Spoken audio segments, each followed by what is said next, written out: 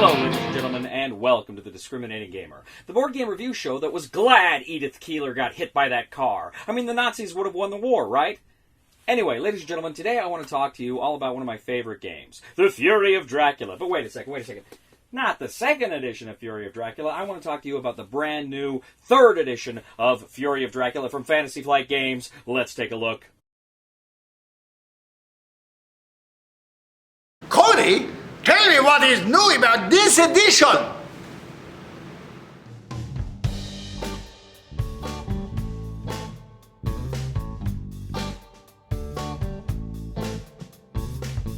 Just because I'm Frankenstein's monster, don't mean my name be Frankenstein. I was given a name by master, just call me Stu and everything's fine. But everybody just calls me monster. I don't have a place to call my own. I just keep on looking for my master. He left me in this world alone. I'm evil, incarnate. Gosh darn it. Whoa, whoa, whoa. I'm evil, incarnate. Gosh darn it. Fury of Dracula from Fantasy Flight Games now sports its third edition. Now, the first edition, I think, was Games Workshop. I never played it. I don't know too much about it. The second edition, of course, I think was originally released in around 2005, and it went out of print about 3 or 4 years ago. Now, I've got to tell you, if you know the show at all, you know Fury of Dracula is one of my all-time favorite games. It is a brilliant gothic horror adventure. It's a hidden movement game where you're chasing Dracula all around Europe. Now, I'm not going to talk about all the rules in this video. If you want to see a basic rule breakdown of the second edition, which a lot of that is relevant to this new edition, you can go ahead, you can check out Season 1, Episode 6 of The Discriminating Gamer, where Justin and I sit down with the evil Count of Darkness himself, Dracula, and we discuss this board game, Fury of Dracula, second edition. Today, I'm going to talk about the third edition, but I want to talk primarily about some of the rules changes, what this new game brings, and kind of what my overall impressions of this new version are. When Fantasy Flight Games announced that they were going to release this third edition, they mentioned that they were going to streamline a number of the rules. So let's take a look at some of these things they have changed. First of all is the basic concept of time.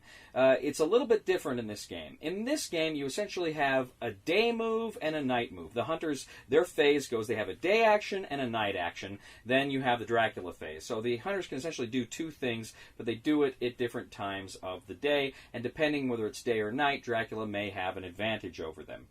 Now, they can only travel during the day. That is the only time they can travel. They can't travel at night. But during day or night, they can do all sorts of different things. One of the things they're going to do that involves movement, you'll remember in the original game, or maybe you don't if you haven't played it, if you wanted to use the trains, the hunters had to roll a dice. And the dice could essentially tell them how far along the tracks they could move, or if they couldn't move at all for whatever reason. This new version gets rid of that, because that could be a very frustrating part of the game when you were trying to get somewhere quickly and you rolled wrong. So this kind of does away with the dice. In fact, there's no dice at all in this game, and more on that later. Instead, what you're going to do is one of the actions you can take is reserve a train ticket. You reach into a pool of trains. You don't know what's what. You pull it out. Some of them are just going to have kind of the 1 or 1-to-1. Some of them might have 3-to-2, 2-to-2. And, of course, that's for Western Europe and Eastern Europe, the rail lines. You're going to be able to move further in Western Europe than Eastern Europe. But instead of rolling a dice, you're going to grab these things. But virtually all of them will let you move at least once along a train pathway if you want to try a railroad if you want. So there's none of that pesky, I can't move this term, which could be so frustrating for the hunters in the second edition. Now, a number of the other actions, they're pretty similar. You have the supply action here. If you're in a big city, you can draw an item from the item deck. But you also have to draw an event card. If it's during the day, you can draw off the top of the deck, and if it's a vampire symbol, you can just set it aside. Otherwise, if it's at night, you draw from the bottom of the deck. And if it's a hunter symbol, you get it, but if it's a Dracula symbol, you have to give it to Dracula, and Dracula kind of results in the fact that you have just strengthened him. There are also a few other differences in the game, depending on day and night. Dracula may have some advantages at night, as we'll see. And it's just a little bit more thematic the way day and night works, as opposed to in the other game where you had, I think it was 3 turns during the day, 3 turns at night. It works a little bit more thematically here with that day and night thing. Now, there's also the point of this game. What Dracula's trying to do is you had his kind of vampire track in the first game. If you advanced to 6, Dracula won the game. Here it's a little bit different. Here he has an influence track, and that's kind of his victory points. And his victory points can come about through maturing vampires, or dealing damage to the heroes, or taking them out of the game, or not out of the game, but sending them to the hospital, I should say. And critically, it has to do with the despair track in the middle. Now, after the timer has gone around once, so after you spent 1 week of full week of turns, you add one of these kind of evil faces to the despair track. Now, once you've got all 3 of those faces there on the despair track, after every turn thereafter, it kind of speeds up. He's going to get more influence. What this does is it adds a timer to the game, and that was one of the big problems of the second edition. It could conceivably go on and on forever, particularly if Dracula was just running the whole time, and that generally would mean it wouldn't be as fun a game. But it kind of says, okay, it really puts the pressure on the hunters. You've only got a finite amount of time, and it kind of is a balancer, too, in that it makes Dracula kind of just have to play a waiting game in some respects. If he waits long enough, he can win. But, of course, if he's just running the whole game, it's not as fun. You still want a proactive Dracula that's still going to come after you and attack you. Oh, those guys, they're gonna follow me all over Europe, but they're not gonna catch me, because I won't let them.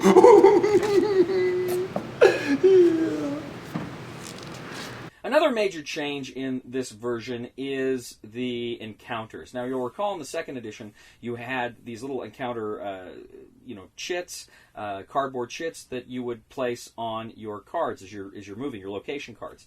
And you would grab a handful of these things, and they were your pool, and you'd look at them, and then you could grab in and grab some more. And it was okay, but it was always a little clunky, a little fiddly, and they've kind of replaced that by just giving Dracula a deck of these encounters that he can draw, and then he can place those and refresh his hand, and it's just a little smoother, it's just a little more streamlined. Now, when these encounters slide off the board, he can, of course, choose to mature them or have them kind of linger to be traps for later, but if they slide off and he matures them, many of these cards have mature effects, and if there's vampires, they are going to add to his influence, his victory points, but some of they're different vampires. There's not just kind of one. In the original Fury of Dracula, it was just his vampire brides. Here you've got like an aristocratic vampire, a reckless vampire. So you've got different kinds of vampires. I think there's 3 different kinds of vampires, and they each have different maturing effects. So that's pretty cool, but they're all going to help Dracula advance his influence track. Oh, that is so awesome! I can't wait to play it! Perhaps one of the biggest differences between this and the second edition is combat. Now, the combat system, one of my favorite things about Fury of Dracula was the combat system, the original combat system, where you would roll dice. Whoever rolled the highest, they would essentially be the winner of combat. Then you would each play cards simultaneously, and whatever the card was, would tell you how that card was affected by any card that was played by your enemy. That was a very interesting system, and I really liked combat. This does away with the dice completely. This is simply a matter of Dracula having combat cards and the hunters having kind of a stack of basic combat cards that they can draw from to use, but then also any items that they've got along their journey. And that's similar to the second edition. But all you do now is you pick a card, he picks a card, and you play. And then you compare the cards. You compare the cards, and it's going to say what this card does versus that card, and what hunter cards negate Dracula's tactics. And through that, who's going to be dealt damage and how. Some cards will prevent Dracula from escaping, or some Dracula cards will prevent the hunters from escaping. So there's some real fun and interesting tactics that come out during that combat. Very different in feel to the original in some ways, and yet, of course, it's very, very similar because you're playing those cards and you're using them. So that's another major difference there as well. So those are just the major mechanical differences from the second edition I wanted to touch on. So now let me go ahead and talk to you and tell you about kind of what I think about this game. First of all, let me talk a little bit about the aesthetic of the game. There's some different artwork here. There's a lot of different artwork. The board looks different. a little different, and I've got to be honest, the aesthetic I don't like as much as the second edition. I don't know what it is. I just love the map of the second edition board. I love the artwork on the character cards. The character cards were cooler, how they had the spots for the cards you could put there that were like really cool. I liked those aspects quite a bit better in the second edition. I think the second edition was just a cooler game to look at. Now, when the people at Fantasy Flight said they were going to streamline this game, I was really concerned, especially when it came to things like combat, because I really like the combat system in the second edition. I was concerned. Well, I got to tell you, after having played Fury of Dracula, and I'll tell you right now, I've only played through one complete game of the third edition. Screwed around with it some more, but really I've only played one complete game, so just, you can take this as you will. So, Cody, it sounds like a great game, of course. So what do you think, Cody? I want to know. You know why? Because I respect ya.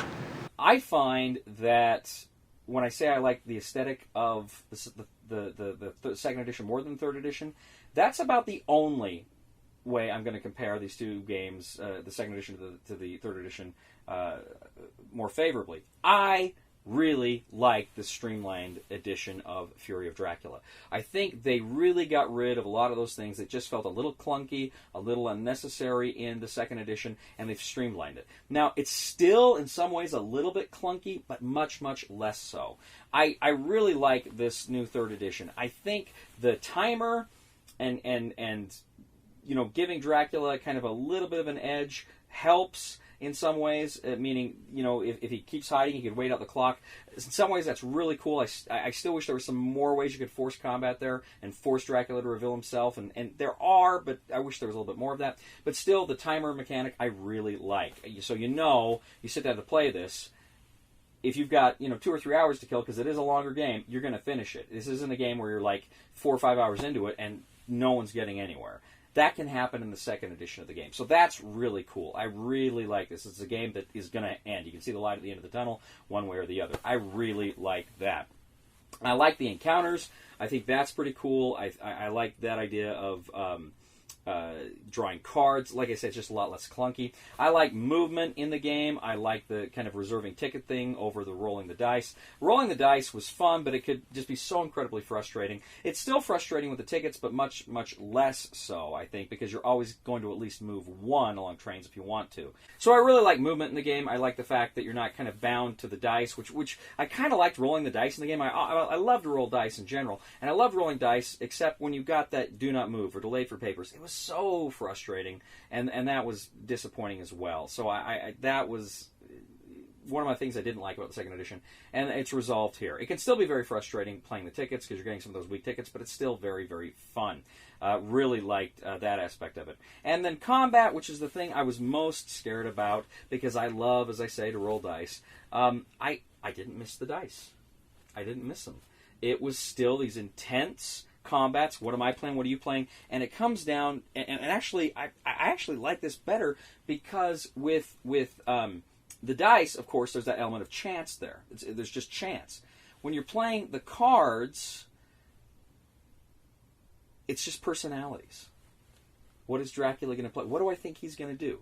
What do I think Dracula's going to do? If you're Dracula, what do I think the Hunter's going to do? It's just personalities. And I love games. I mean, I love chance. I love dice. But I love games where you've just got that kind of poker moment. Okay, what are you doing? And you're just playing it straight face, and I loved it. Worked really, really well. Fury of Dracula is a brilliant game. I just love it so much. And to see it get this treatment, this is a game we've been calling for years. We've wanted another edition of Fury of Dracula. When I bought my second edition, it was like right before it went out of print. I literally bought it like probably months before it went out of print. A month or two before it went out of print, and I was so glad I got a copy of it, and now I'm so glad that this game can be enjoyed by so many people out there, because I just love it so much. I really, really love this game. I love this new edition. I think it's great. I'm wondering, now that they've done the new edition, I'm wondering if at some point down the line they'll probably introduce some kind of expansions, and by expansions I mean largely just new card packs for events or encounters. I wonder if that'll be a possibility, because I think there's room for it. I think there's room for expansions here. I was always kind of hoping in the back of my mind they'd have some kind of little mini expansions for the second edition, and of course that never materialized because the game went out of print. I'm hoping now Fantasy Flight Games really injects a sense of not urgency, but deliberation and willingness to experiment with this game, because I think it'll be rewarded. I hope this game sells really well, and I think it will, because so many people have been calling it for so long. Anyway, I'm rambling now. This is a great game. This is a fantastic game, fantastic new edition. So the recommendation for the discriminating gamer for Fury of Dracula 3rd Edition is absolutely 100% BOOM! Stamp of approval. Buy it, yo. Whoa, whoa, I'm evil. Incarnate, gosh darn it. But I was given the voice of an angel, given the voice of a dove. I was given a heart that's too big, but a heart that's filled with love. I've been given the voice of an angel, given the voice of a dove. I've been given a heart that's too big, but a heart that's filled with love.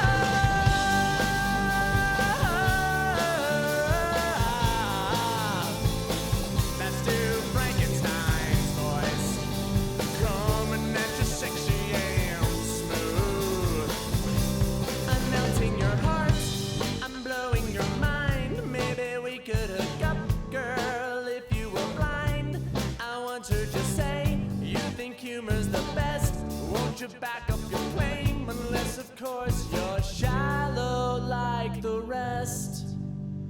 Shallow like the rest. Thank you, ladies and gentlemen, for joining us once again today on The Discriminating Gamer. As always, we ask you to please leave a comment for us on YouTube, on Board Game Geek, on our Facebook page, or on thediscriminatinggamer.com. We ask you to please like us on Facebook and subscribe to us on YouTube. We are The Discriminating Gamer. All you, they said they would never reprint The Fury of Dracula. You're wrong. You're not right. I've bested you all, because guess what, sucker? No pun intended. But guess what, sucker? Again, it really feels stupid saying that, but guess what? Person who sucks, well, that's the same thing. But guess what, guys? I'm also a guy. I should probably point that out. Okay. Guess what, you non-blood-sucking fiends? Guess what? They did reprint it, and the joke's on you! Come on, you guys, with the lights and the thunder. I show you how to do it. Please somebody help me on my feet again. And I don't know where I'm going, and I don't know where I've been. Please somebody help me on the solid ground. It's a long time, and I've been dying. Once a year I wind up in the band. God knows that I love to fight, but I don't ever. Thanks, Cody. And now I'm going to have me a little Chinese. I'll be hungry in an hour anyway. Stop laughing and die!